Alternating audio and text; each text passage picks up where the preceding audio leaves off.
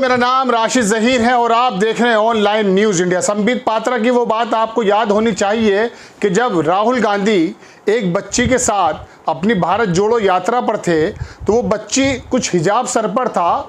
उन्होंने क्या बात कही थी आपको मालूम है? उन्होंने कुछ इशारों में कहा था कि तुष्टीकरण, यानी कि राहुल गांधी एक मुस्लिम बच्ची के साथ अगर भारत जोड़ो यात्रा के दौरान मुलाकात करना है, अपने साथ मिल रहे हैं, तो उन्होंने उस यात्रा को मुस्लिम मोह वाली यात्रा कुछ ऐसा करने की कोशिश की। शब्दों में नहीं लिखा है ऐसा, लेकिन इशारा उनका ऐसा था। लेकिन अब नई घटना मैं बताता हूँ आपको और भारतीय जनता पार्टी के एक नेता की अजीम कहते हैं बड़ी चीज़ को, एक ऐसा काम उन्होंने कर दिखाया कि संबित पात्रा अब इस पर क्या जवाब देंगे, या वो नफरत पैदा करने वाले तमाम नेता जो अजान पर, कब्रिस्तान पर, ज़मीन पर, मंदिरों पर लड़ते हैं और जो भाईचारे वाली एक संस्कृति भारत की है उसको छिन भिन करने का काम करते हैं, उसको वो लोग क्या जवाब देंगे, इस वीडियो को देखकर, जो वीडियो मैं आपको दिखाने जा रहा हूँ। मध्य प्रदेश के भारतीय जनता पार्टी के जो अध्यक्ष हैं, अध्यक्ष का मतलब आप लगभग उसको चीफ मिनिस्टर समझिए, क्योंकि किसी पार्टी का स्टेट प्रेसिडेंट जो होता है वो लगभग चीफ मिनिस्टर जैसा होता है। उन्होंने क्या किया कि एक रैली कर रहे थे, अजान होने लगी तो तमाम मंच पर लोग बैठ गए चुप। उन्होंने उसकी आवाज़ को बंद कराया।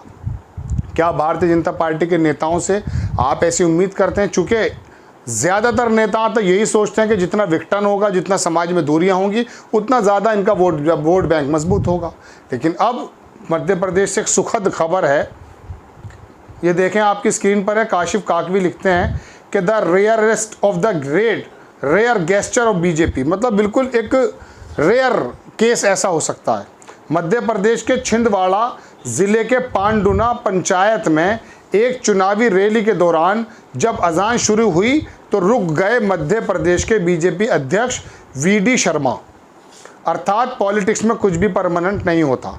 जो स्टैंड, जो आइडियोलॉजी भारतीय जनता पार्टी की है, वो भी मैं आपको थोड़ा सा बताने की कोशिश करूंगा कि ये भारतीय जनता पार्टी की आइडियोलॉजी, उसी के बिहाफ पर कैसा इन्होंने देश के ऊपर राज किया और किस तरह से समाजों को अलग अलग बांटने की कोशिश की है। आप वो थोड़ा वीडियो देख लें कि जहां पर भारतीय जनता पार्टी के जो अध्यक्ष थे मध्य प्रदेश के, रैली के दौरान जैसे अजान की आवाज़ आई वो लोग शांत हो गए। कहाँ अजान के ऊपर लाउड स्पीकर पर झगड़े होते हैं। अब उन्हीं के नेता ये काम कर रहे हैं तो कैसा लग रहा होगा संबित पात्रा, अब किस मुंह से वो शायद बात लिख पाएंगे इस प्रकार की। पहले आप ये थोड़ा सा वीडियो देखें, इसके बाद मैं आपको थोड़ा सा भारतीय जनता पार्टी की आइडियोलॉजी और किस तरह से ये पार्टी काम करती है ये मैं आपको बताने जा रहा हूँ। आप ये देखें।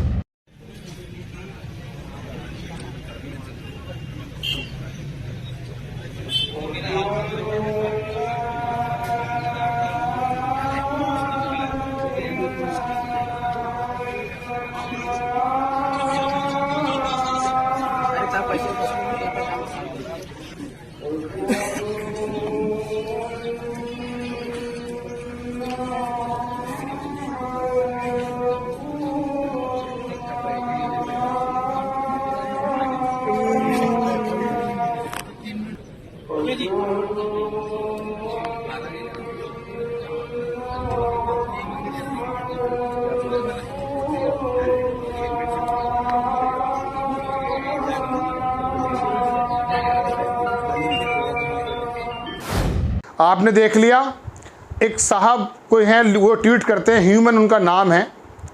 उन्होंने कहा कि some BJP leaders are good people with respect of other religious activities, thank Sharma ji. इसको अप्रिशिएट किया किसी ने, और जाहिर सी बात है अच्छे बुरे सभी जगह होते हैं।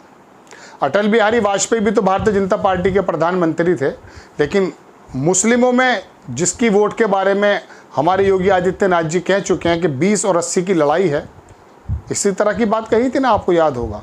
तो अटल बिहारी वाजपेयी को बहुत सारा मुस्लिम वर्ग जो है सपोर्ट करता है। अब दूसरी बात, इसको ऐसे भी नज़र देखिए कि पसमानदा मुस्लिम आजकल आप बहुत ज़्यादा सुन रहे होंगे कि पसमानदा मुस्लिम, चूँकि अभी हैदराबाद में जो भारतीय जनता पार्टी का एक अधिवेशन हुआ, उन्होंने उसमें सेल्फ एनालिसिस किया, आत्मचिंतन किया कि हमें किन किन लोगों ने वोट दिया है। देखिए दर्शकों, मैं आपको बता दूं कि भारतीय जनता पार्टी की बात ये समझ में लगभग आ गई होगी कि उनका बिल्कुल सैचुरेशन पॉइंट जो है बिल्कुल पीक पे आ चुका है।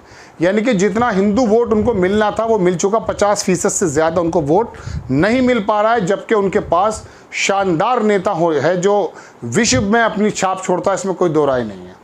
उसके बावजूद भी इनकी कितनी भी कोशिशें हैं, वो 50 और 48-50% से ऊपर नहीं कूद पा रहे हैं, 49 या 50 के करीब। अब हुआ यूँ है कि हैदराबाद में ये वाली जो अजान के ऊपर रोकने की बात है, मैं उसके बारे में आपसे अपना कयास लगा रहा हूँ। ये मेरी अपना जो है ये एनालिसिस है, ये मैं किसी खबर से नहीं बता रहा हूँ। 7-8% मुस्लिम लोगों ने वोट परसेंट जो है वो बीजेपी को मिला है, ये भारतीय जनता पार्टी ने अपना आकलन किया।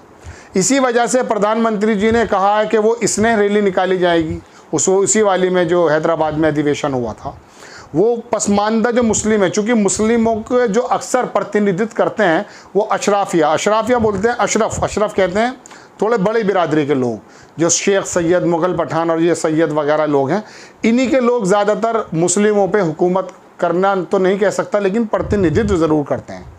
उनको दरकिनार करने की कोशिश की गई। और एक नज़र ये भी है कि मुसलमानों में से कुछ परसेंट वोट, 10 से 15% अगर वोट मिल जाता है तो इनका ये किला अभेद हो जाता है। लेकिन संबित पात्रा और बाकी तमाम भारतीय जनता पार्टी के नेताओं को मालूम है कि ये जो तमाम जो बनी है पोजीशन, वो सिर्फ इसलिए बनी है कि 20% या 15% मुसलमानों को किस तरह से टारगेट किया जाएगा, जाने अनजाने में या इनडायरेक्ट या डायरेक्ट, है ना।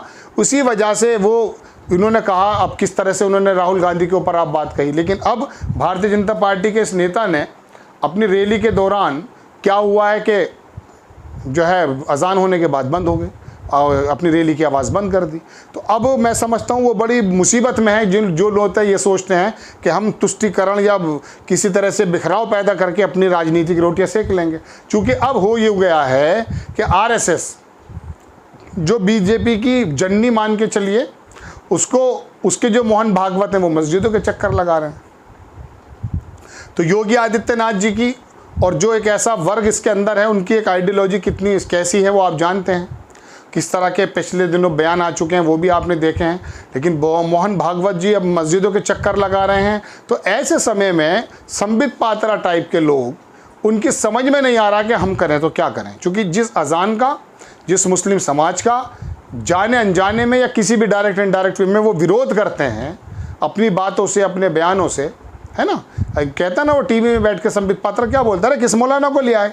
इसको मालूम नहीं कि मौलाना में इल्म छुपा है, मौलाना शब्द में इल्म छुपा है। और इल्म किसको कहते हैं आपको मालूम है, ज्ञान को कहते हैं। तो जिस तरह से ज्ञानी हो सकता है ज्ञान से, है ना, इसी तरह से आलिम हो सकता है, जो इल्म से है वो मौलाना होता है, आलिम होता है। लेकिन वो अक्सर जब भी कोई बात होती है ये बोल देता है संबित पात्रा कि किस मौलाना को ले आई। मौलाना का मतलब ही नहीं समझते हैं वो। चलिए खैर, बहरहाल बड़ी खबर कि मध्य प्रदेश के जो अध्यक्ष हैं उन्होंने संबित पात्रा वाली जमात को एक ऊहापोह या एक अजीबोगरीब पशुपेश में डाल दिया है कि अब वो किस तरह से बात करेंगे, चूँकि वो तो अजान पर चुप हो जाते हैं। आपको खबर कैसी लगी अपनी राय कमेंट्स बॉक्स में ज़रूर दीजिएगा। चैनल को सब्सक्राइब कीजिए, शेयर कीजिए। नेक्स्ट टाइम मैं किसी खबर के साथ आता हूँ। जय हिंद। इस खबर को अभी लाइक करें, शेयर करें, अभी चैनल को सब्सक्राइब करें और घंटी जरूर दबाएं।